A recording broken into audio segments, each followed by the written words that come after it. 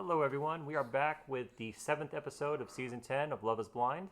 This episode is titled Moving In and Unpacking Baggage. That's right. So we now have the couples transitioning from their vacation and moving into their apartment, and also too getting a chance to see each other's places. Yep. So the episode started off with Devontae and Brittany, though, having a dispute. Yes. And it seemed like Brittany was about to leave. Oh yeah. I mean, she was definitely really upset, really feeling like she has been rejected, essentially, and we know Devontae talked about how he was going through a lot of things with his family. So I thought for sure she was going to leave, but she walks back into the room and he seems to initiate some sense of resolution to all of this, wanting to make her feel better and really, apologizing for making her feel as if he didn't want to be around her or there. I think them meeting too, one of the first things that Devontae said in the interview when he met her was that she was a woman of color. Yes. And people were actually making memes about it, like, "Sir, have you looked in the mirror? Like, Yeah, you're you're Sinbad. clearly biracial." So Sinbad was black. that comment alone probably just set the stage for where they're most likely going to end up. So my Yeah. prediction is they're not going to get married. I don't think it's going to go up in a ball of flames or anything like that, but I just don't see them working out. Well, and also too, I've noticed with past seasons and when we've had reunions, oftentimes there's a lot more going on behind the scenes than what we actually see on camera. So I wouldn't be surprised if Brittany isn't one of those cast members that tells us, a lot of other things that were said by Devontae that were not shown on the show. And so I always love that part of the reunion episodes is when we actually get insight into the things that producers decided to cut out. Because generally there's more going on, more context behind why people feel the way that they do. So sometimes we might think someone's overreacting and then we learn that there was a lot more involved with why they felt the way they did. Yeah, they can only have so much camera time for each couple, Exactly. so it's an ensemble. Yeah. They're not focused on one couple. And then another, I guess, highlight of this episode was the conversation that Alex had with Ashley. So Alex has a very confusing life. Yes. I don't think he has any clear direction on where he wants to end up, and he's dragging her along with him. So Yeah. you made a good point that prior to that, she seems to enjoy stability Yes. and predictability, but he's all over the place. He's Yeah. moving from place to place, and he's just so indecisive. Oh yeah, and well, and it also too, we often hear people say opposites attract. However, I think we have to be, really, thoughtful about the partners we choose because if you have someone that has a vision for their life that is so opposite from yours, it's going to be really hard to find common ground. And something tells me that Alex's nomadic lifestyle is just not going to align with Ashley's vision for her future. So it feels like the only thing I can think of, the only analogy I can think of, it's like rolling a giant boulder up a hill. And it's like some point somebody's got to get tired. Yeah. So.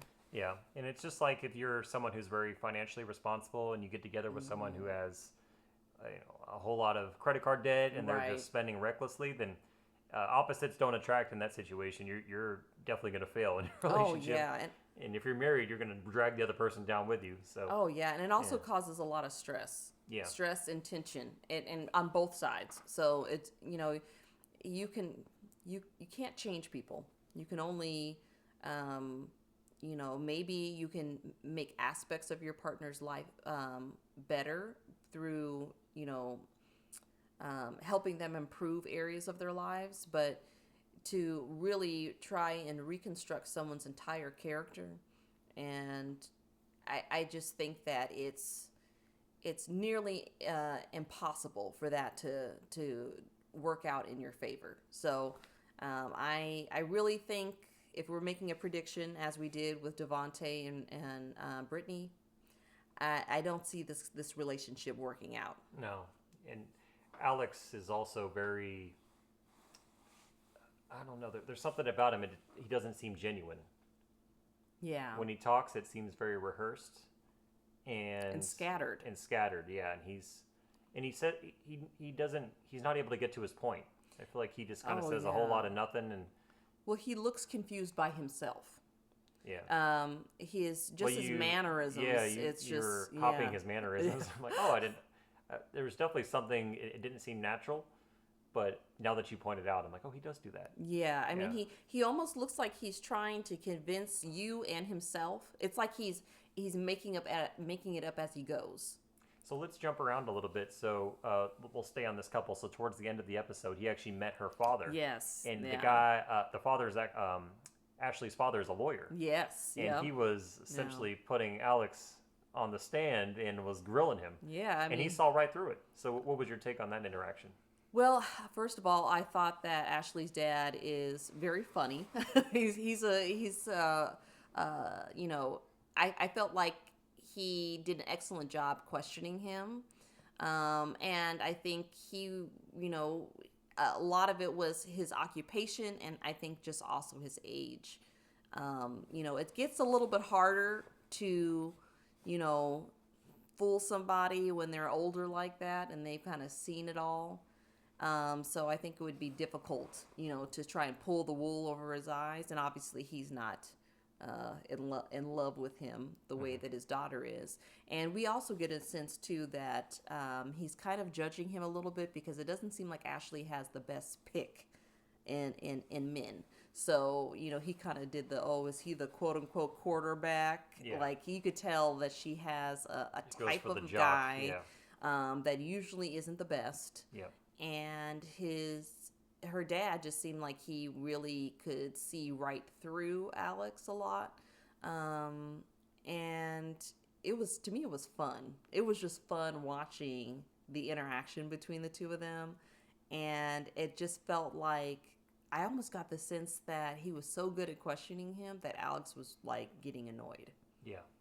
He's like, what am I supposed to do with my canned answers? He's I asking me know. stuff that's going off script. And Exactly. at the very end, he said his honesty isn't his strong suit. Is that what he said? Yes. Yeah. I felt like he was very nice about his perceptions of Alex, but I got the sense that if we were just to break it down and he was to be honest, he would think that this guy's not a good choice for my daughter. I think he's a liar. Yeah. And he seems very rehearsed to me. Yeah, and he's telling you all the things you want to hear. Yeah. He said as much when he was questioned. And the fact too, the nomadic lifestyle came up again. He kind of was asking him like, what do you do? He was asking a lot about his family. Yes. And when he was talking about his dad, it sounds like his life is going down the same path that his dad had, where his dad was yes kind of moving from the States to Australia to Japan or New Zealand, wherever he lives. And Alex is definitely following his dad's path.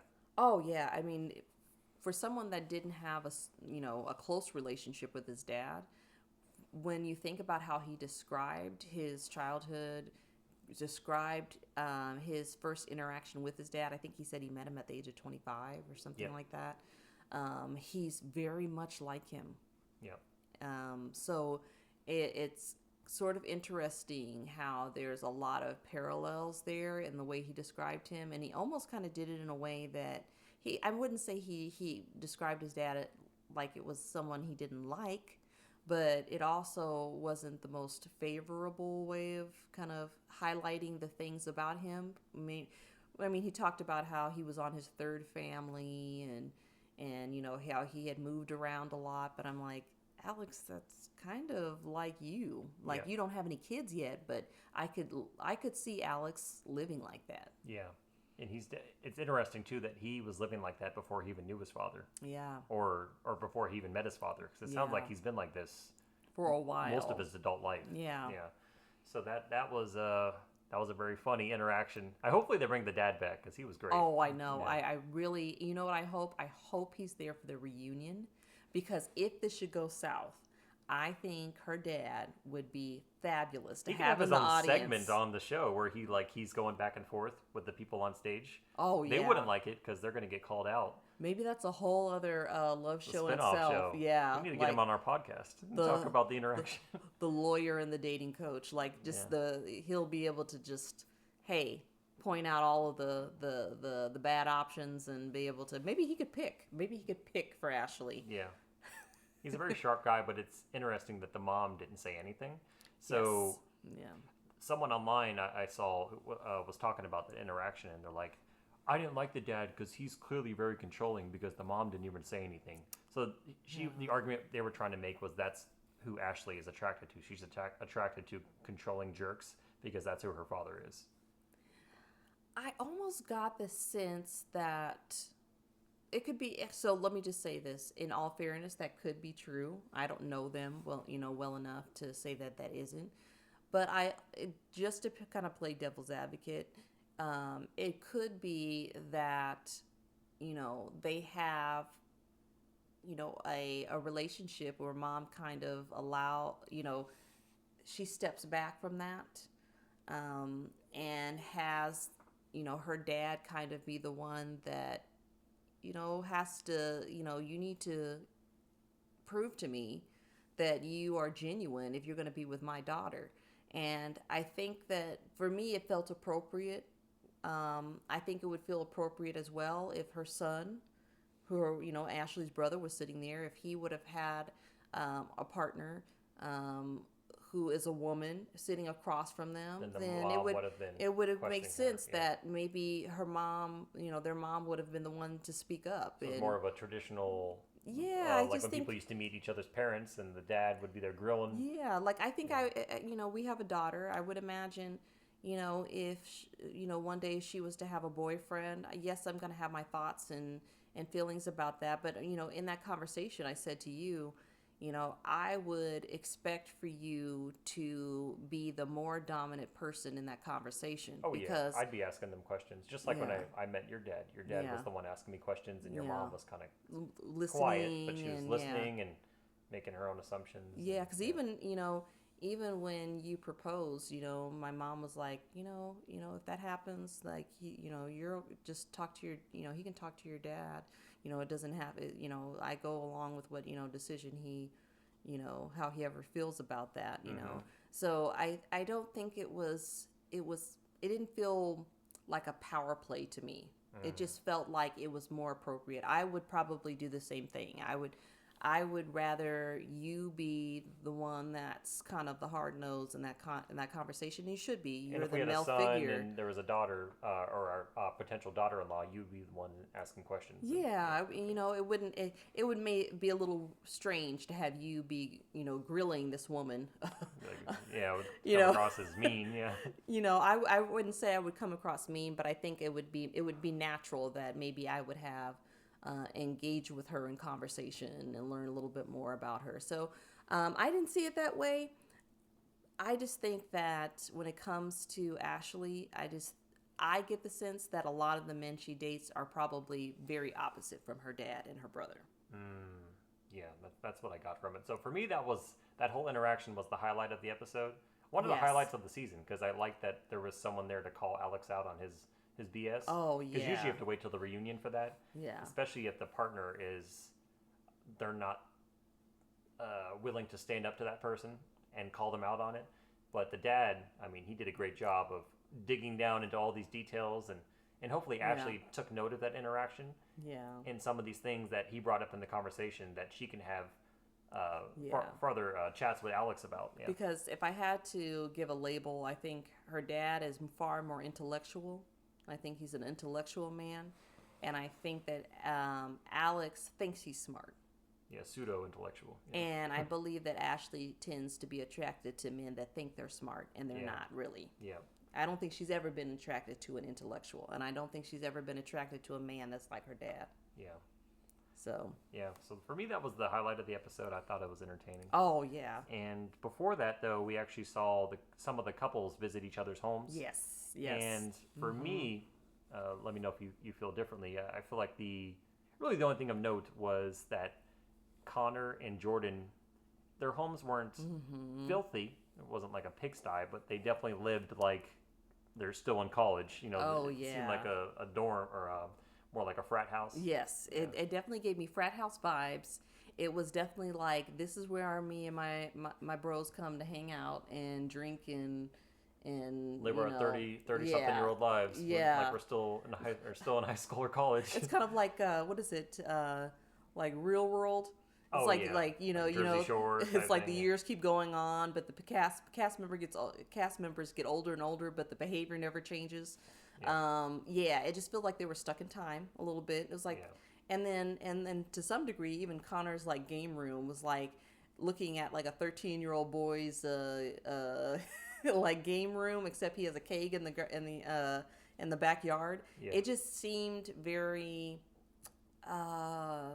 immature, and so that gave me a little bit of pause. But I almost felt like Amber and Bree were kind of taking that in as well. Like, oh, okay, We have some work to do. We've got some work to do here. Yeah. Yep.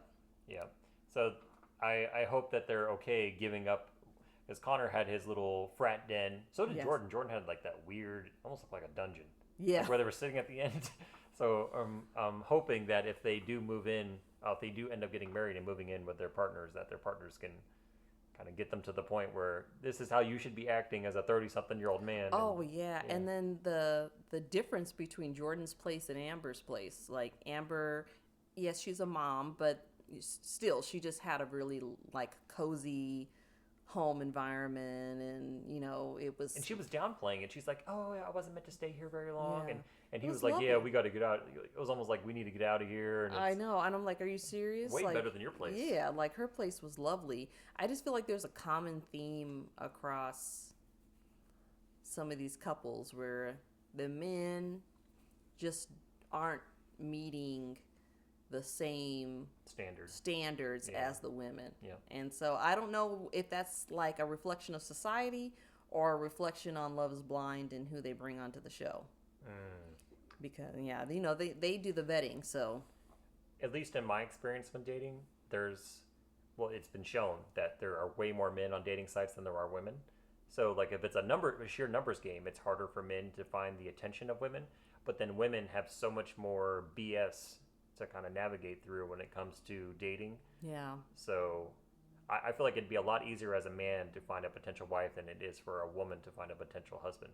Well, and I also think too, for a lot of men that maybe are mature or working towards a goal in which they can take care of a family, oftentimes can get scooped up when they're much younger. Yeah, what are the odds of a guy like Vic is walking Yeah. around and he's single and Exactly. doesn't have all this baggage? Like at least at this point of the show, nothing has come out about him Right. that is that big of a deal. Yeah. But some of the other guys, I mean, you're starting to see Why they are single. why they're single. Yeah, yep. Yeah, so it's become very prevalent, and I just don't see like if these women are going to have the energy and the time to try and invest in Changing them. And I don't know, maybe it's a reflection on we don't have a son yet, but it makes me think that there's a lot of work that I would need to do as a mother to make sure that I raise him to be mature and to be the kind of man that, is principled and hardworking and, obviously doesn't live in a frat house. Yep. So when he leaves the home, he's going to live in a nice home that is appropriate for his age. Exactly. And live appropriately, hopefully not, alcohol kegs in the backyard. Yeah. And, Yeah, you want to drink, go to a bar. yeah. You don't need to have a bar in your house. You don't need to Yeah. have kegs. You don't need to have a drinking room. Yeah, it's just, I mean, I know a lot of people game, so I'm not going to, diss on, but even if you're having a gaming room, like you might want to dust Yeah. in the gaming room. Like, I mean, can we dust a little bit here, Connor? So yeah, it just, I think that, I don't know if that comes from fathers or mothers, but something has to happen where we start raising our young men to be a little bit more Self-sufficient. yeah, and a little bit more mature, and recognizing that just because you're a man doesn't mean that you shouldn't keep a nice home. Well said. And the next thing that happened that was relevant, it looks like Vic met Christine's mom. Yeah, that was really nice. I mean, We know that Christine, mentioned some really wonderful things about her mom, but then also talked about some very difficult things related to her mom, and some of the issues that she dealt with as a child. But I thought it was really nice. Her mom seemed really lovely, and she seemed like she really liked Vic. And I thought Vic was very sweet and very kind to her. And it was just, I feel like every time we see Christine and Vic, we're like, oh, I will, at least for me, I'm sitting there thinking, please don't let anything bad happen. And then when, we see these segments with them, it's just like this huge relief. It's like, oh, they got past that stage and it went okay. So I thought that was a really nice interaction. Yeah, and I haven't seen anything bad that Vic's done or that Christine has done. Every conversation that they've had has been mature and the types of conversations that you would expect couples to have that are about to get married. Yeah. So if you and I were to go on a double date with them, and I didn't know that they only had known each other for a couple of weeks, I would have had no idea. No. Because they seem like they've known each other for years. Yeah. And they're just kind of going through the motions to get to the point where they're going to get married. And I mean, I'm as far as I've seen on the show, I mean, they're about as close to a couple that's ready to get married as you'll see. Oh, yeah. And I think maybe, I really do believe, I should say, that that can happen, right? That you can meet someone and have that instantaneous connection and make that relationship work. But I also believe there has to be a lot of individual work that has been done. And I feel like Vic and Christine have done their individual work coming into that relationship. And I'm not saying that they're not going to encounter issues, but I feel like even for the two of them with, their past experiences, they have a very grounded and mature way of working through situations, and they seem to also be very similar in how they navigate things. Neither one of them is like confrontational. They seem to listen to each other. They both, kind of have the same tone in which they talk to each other. They're both very calm and they don't mind having deep conversations, and I think that's a healthy way of communicating, being able to listen, and obviously arguments will come up, but I do think they'll be able to work through them. Yeah, and I don't think they're going to do anything on camera that would embarrass themselves or the other person. Right. So I think they're also aware enough to have those conversations not in front of the camera. Mm-hmm. So any issues that they may have had, it seems like they were able to work it out. Oh yeah, without being filmed. Yeah, and it takes time and practice to get there. And I'm not saying that they won't encounter those things along the way, but they've got a really good starting place, and it seems like they're willing to engage in difficult talks, whereas some of the other couples, I still feel like they were tiptoeing around certain things. The only couple that I would say isn't doing that is probably Devontae and Brittany. I feel like they are having real discussions about concerns, and then of course Emma and Mike, but still it seems like they're dodging. Like it's more important for them for the other person to like them than to just be authentic. Yep. And Vic and Christine feel authentic to me. They do. And then the show this episode ended with it was Emma and Mike. They were having a conversation about kids again. Yes. And that seems to be a reoccurring theme every time they have. Really, at this point, everything else seems good. Like they seem like they get along really well. They have a lot in common. Yeah. They seem to be attracted to each other. It's the issue with the kids. So for Mike, it's a deal breaker, right? He keeps trying to say that I'm okay if I don't have kids. It's not, because if you felt that way, then you would stop bringing it up, and it wouldn't be every time we see you on screen, you guys are talking about it. So it really comes down to is Emma going to give in and be okay starting a family with Mike? But she doesn't seem like she wants it. So for me, that would just be a deal breaker. If I knew if I was in Mike's position, I knew that I wanted to have kids, and I was with someone that I was potentially about to get married to and spend the rest of my life with, and they were even on the Yeah. fence. Yeah. I would just, for me, I just don't think I'd even want to put myself in that position or them in that position, because then I imagine they get married and she's like, no, I don't want to have kids now. Well, and also too, I think that, and everything you said was just, absolutely accurate.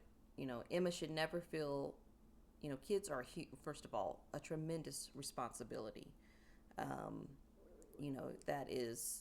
that becomes the center of, I wouldn't say it should be the core of your relationship. You have the core that binds you, the things that bind you as a couple, and it can't just be your kids, because eventually your kids will move on and have a life, and you will still be with your partner. Hopefully. And so, we will. Oh, not the, yeah. I just meant generally. Yeah. But you want to have that connection that you had prior to having children. But a big part of your life, as a couple, is your child, and caring for these little lives and making sure that they have the things that they need, and having to work together, and um, you know um, work as a team to help guide them. And so my thing is that if Emma just does not see that for her future, if Emma feels like, that isn't in the cards for me, whether it's related to her birthmarks, her cancer, or whether it's just the fact that it's just not her, it doesn't align with her personality and her vision for her life. I think we have to get into a place of knowing that that's okay. That there are couples that choose to go childless, and they are perfectly fine and content. And maybe, it doesn't mean that they're not mentors or provide guidance in some respect. But I just feel like with Mike, he's telling her, I'm okay with you being you, but then, kind of, you know, be what I want. And you can't do that. You just can't do that. And neither one of them, it goes back to what I said before. It just seems like no one wants to be authentic enough to say, hey, you know what? You're a lovely person. I think you and I could even be friends. But we have different visions for our lives. And so, and know that that is fine. And I will say this to Mike, if I could give him any advice, I would tell him nothing in life is a guarantee. So even if you were to find somebody that says, I want to have kids, there's no guarantee that you'll be able to have them. He might be infertile for all he knows. Yeah. Yeah. Or the partner that he finds may be infertile. Yeah. So, you have to be understanding of the fact that you can want something and know that there may be challenges or obstacles that come along that may prevent or create hardships to achieving that goal. So I would tell him, just keep in mind that, even if you have a partner that says, yes, I want to be able to have, children, it doesn't mean it's a guarantee. And even for us with our own infertility journey, I remember the one thing you said to me before we had decided on, moving forward with medical intervention to have our family. You said, I'm okay with it just being the two of us too. I love you. I didn't marry you just for that, And so I think that was the greatest gift you could have given me, in saying that, because it takes the pressure off you. Yeah. It took the pressure off of me, and it made me feel loved for who I was, and not just because, and not feeling as if I was the reason why the sort of dream was,